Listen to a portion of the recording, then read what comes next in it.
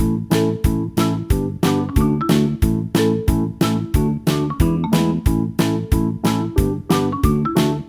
बच्चों, कैसे हैं आप सभी। मैं आशा करती हूँ आप सभी लोग स्वस्थ और प्रसन्न होंगे। आज हम हमारा पाठ अनुच्छेद लेखन को पढ़ेंगे और समझेंगे। तो आइए शुरू करते हैं इस पाठ को। यह है पाठ 23, अनुच्छेद लेखन। अनुच्छेद लेखन जिस तरीके से निबंध लेखन होता है उसी तरीके से अनुच्छेद लेखन भी होता है। अनुच्छेद लेखन में शब्द सीमा थोड़ी सीमित होती है, निबंध एक विस्तृत रूप होता है। अनुच्छेद लेखन में भी हमें अपने मन के विचार निश्चित शब्द सीमा के अंदर लिखने होते हैं। आइए इसे पढ़ते हैं। भाषा अध्ययन का एक महत्वपूर्ण अंग है रचनात्मक और लेखन कौशल का विकास। इस विकास से ही विद्यार्थियों के अभिव्यक्ति कौशल को विकसित किया जा सकता है। रचनात्मक लेखन का एक प्रमुख घटक है अनुच्छेद लेखन। किसी घटना, किसी दृश्य, किसी विषय को सारगर्भित यानी जिससे हमें समझ में आ सके और संक्षिप्त रूप में एक ही अनुच्छेद में लिखना ही अनुच्छेद लेखन कहलाता है। अनुच्छेद लिखते समय हमें कई बातों का ध्यान रखना चाहिए, जैसे कि अनुच्छेद अनुच्छेद में लिखे गए वाक्य छोटे छोटे और प्रभावी होने चाहिए। शब्दों की सीमा का विशेष रूप से ध्यान रखना चाहिए। जितनी सीमा में अनुच्छेद समाप्त करना है हमें उसका ध्यान रखना है। अनुच्छेद पढ़ने पर यह एक रूप दिखाई दे, कोई बिखरा हुआ भिन्न भिन्न रूप नहीं। विषय विशेष से हम भटके ना, विषय से संबंधित ही बात करें। सभी वाक्य एक दूसरे से संबंधित होने चाहिए। पहला अनुच्छेद यहाँ पर दिया गया है सुभावनी सुबह। आइए इसे पढ़ते हैं। सुबह का समय सुहावना होता है, यानी अच्छा, मन को भाने वाला होता है। सुहावनी सुबह के दर्शन उसे होते हैं जो प्रातः काल जल्दी उठता है। जो लेट उठता है वो सुबह नहीं देख पाता। घर से बाहर आकर उस छटा को देखता है। पूरब में उषा की लाली उगने वाला सूरज का स्वागत करती है। पक्षी चहचहाने लगते हैं। शीतल मंद समीर समीर यानी हवा वातावरण को महका रहा होता है। फूल और पंखुड़ियों पर ओस की बूंद मोती के समान जमी हुई होती हैं। उन पर मंडराते भौरों के गीत और तितलियों के नाच बहुत ही मनमोहक यानी बहुत ही सुंदर लगते हैं, मन को मोहने वाले। हरी घास पर ओस का गीलापन नंगे पांव में नई स्फूर्ति यानी नई ताजगी को भर देता है। सुहावनी सुबह किसी को निमंत्रण नहीं देती, बल्कि टहलने वालों से पूछिए वह कितना रस बरसाती है, कितना आनंद और मजा लुटाती है। इसी के साथ हमारा ये अनुच्छेद समाप्त होता है। और दूसरा है किसान। अनुच्छेद का विषय है किसान। आइए पढ़ते। किसान, खेतीहार, कृषक, ये सभी एक ही अर्थ है, यानी किसान के ये पूरक या पर्यायवाची शब्द हैं। किसान हमारे लिए अन्नदाता और वस्त्रदाता है। खुले आसमान के नीचे वह जीता है और अपने खेतों का अपने बच्चों की तरह ही अपने खेतों को वो प्यार करता है। धूप, आंधी, पानी की परवाह किए बिना वह अपना कर्तव्य निभाता ही रहता है। वह हल चलाना, बीज बोना, सुनहरा फेरना, रहट चलाना, खेतों को सींचना, निराई करना, पशु पक्षियों से अपने खेतों की रक्षा करना आदि कार्य वो किसान करता है।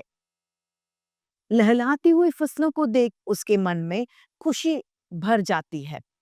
फसल को काटकर उससे में दो दाना और भूसा अलग करता है। मनुष्य और पक्षियों का पेट भरने वाला स्वयं पेट भर खाना भी नहीं खा पाता, यानी किसान पेट भर के भोजन नहीं कर पाता। किसान अपने किए परिश्रम का पूरा मेहताना भी नहीं पाता। इसके लिए जिम्मेदार कौन है? श्री लाल बहादुर शास्त्री जी ने कहा था कि जय जवान और जय किसान। जवान यानी सैनिक देश की रक्षा करते हैं और किसान जो समाज का पालन करते हैं। यह हमारा भी कर्तव्य है कि हम किसानों की जरूरत पर नजर डालें या उनकी आवश्यकताओं को पूरी करने की कोशिश करें। इसी के साथ अगला अनुच्छेद हमारा शुरू होता है। अगला अनुच्छेद है पराधीनता। पराधीनता व्यक्ति कभी पराधीन व्यक्ति कभी सुखी नहीं रह सकता। यदि पक्षी को पिंजरे में बंद कर दें, उसे सभी सुख सुविधाएं दी जाए, तब भी वह चहचहाना भूल जाता है, यानी वो अपनी खुशियों को भूल जाता है। खुले आसमान में उन्मुक्त होकर उड़ान भरने में उसे जो मजा या जो आनंद सुख मिलता है, वह सुख सोने के पिंजरे में बैठकर भी उसे नहीं मिलता। यही दशा पेड़ पौधे और मनुष्यों की भी है।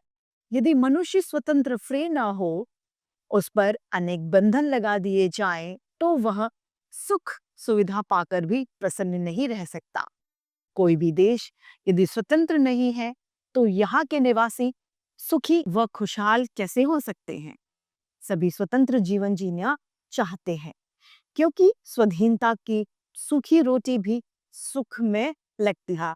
आप फ्री हैं, लेकिन आप सूखी रोटी खा रहे हैं, तब भी आपको खुशियां लगेंगी। लेकिन अगर आप किसी के दबाव में हैं और आप अच्छे भोजन खा रहे हैं, फिर भी आपको उस खाने में मजा नहीं आएगा। वह पराधीनता के पकवान वो ऐशो आराम से प्राप्त नहीं हो सकते।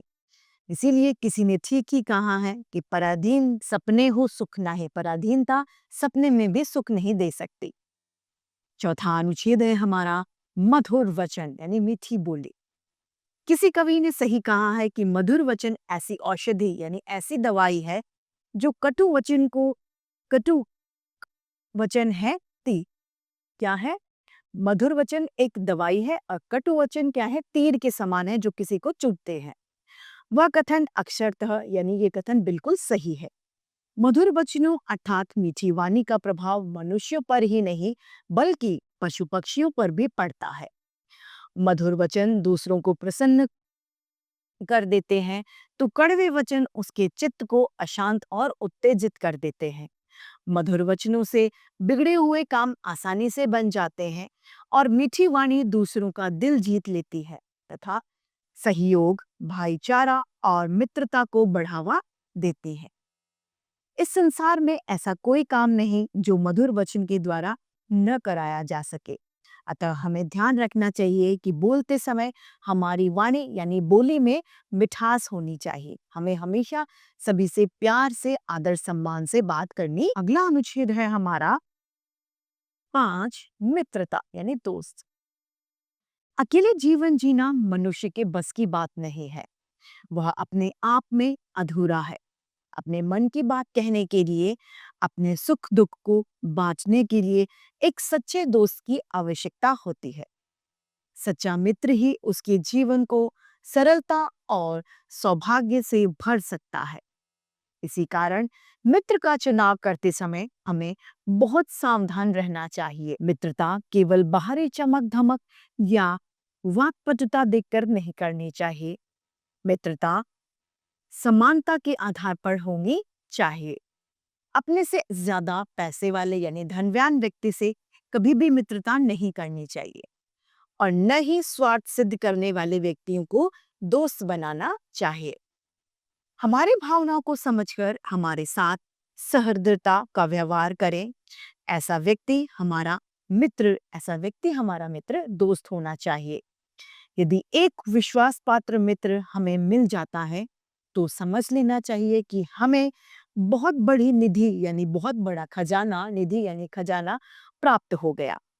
मित्रता वचन के मित्रता कवच के समान हमारी रक्षा करती है। श्री कृष्ण की मित्रता पाकर पांडवों ने महाभारत के युद्ध में भी सफलता प्राप्त कर ली। राम की मित्रता पाकर सुग्रीव ने अत्याचारी बाली का वध कर दिया। सच्चा मित्र और मित्रता जीवन में सफलता की कुंजी होती है। सच्चा मित्र बड़े भाग्य से मिलता है। तो इसी तरह हमारा ये पाठ समाप्त होता है। आइए इसे संक्षेप में दोहरा लें। किसी घटना, दृश्य या विषय को सारगर्भित और संक्षिप्त विधि में लिखना ही अनुच्छेद लेखन कहलाता है। अनुच्छेद के वाक्य छोटे और प्रभावी होने चाहिए। अनुच्छेद लेखन में शब्दों की सीमा का विशेष रूप से ध्यान रखना चाहिए। अनुच्छेद के सभी वाक्य एक दूसरे से संबंधित होने चाहिए। तो इसी के साथ हमारा ये पाठ अनुच्छेद लेखन समाप्त होता है और उम्मीद करती हूँ सभी को ये भली भांति रूप से समझ भी आए होंगे। आज के लिए इतना ही, फिर मिलते हैं। धन्यवाद।